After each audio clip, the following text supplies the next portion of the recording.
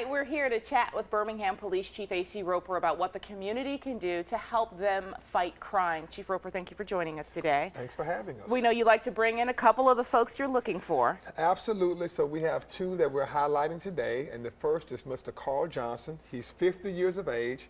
He's wanted for theft of property first degree and giving false information while selling scrap. His last known address is the 1200 block of 14th Avenue North in Bessemer. And we also have a second subject, Mr. Justin Johnson, who's 20 years of age. He's wanted for burglary third degree. Last known address is the 1300 block of UW Clement Drive here in Birmingham. So we're asking the viewers if they have any information on either of these subjects to contact the Birmingham Police Department or call Crime Stoppers at 205-254-7777. Let me go back to the guy who gave the false information. We know that selling scrap metal, the state has laws in place now to kind of prevent that and all the property damage that happens at people's homes. And it's been effective, I think, the last time we checked. So giving false information. Well, that's his attempt, sad attempt, mind you, to try to circumvent the system, because the laws have been extremely effective in lowering the incidence of people ripping out air conditioning units to steal the copper. And so now they have to give ID and give proper information.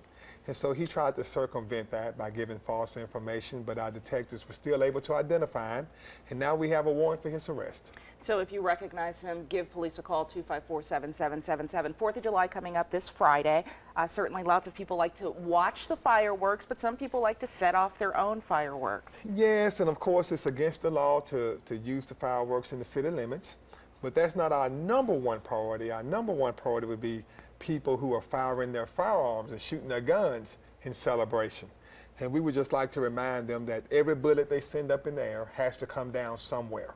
And so please leave the guns in the house and go out and watch a fireworks show or do something that's much safer and something that your neighbors will enjoy.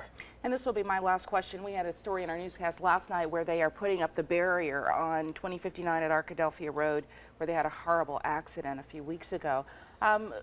Are people, we know that they're doing the stepping up the campaign to make sure people are driving safe on the highway over the 4th of July holiday weekend.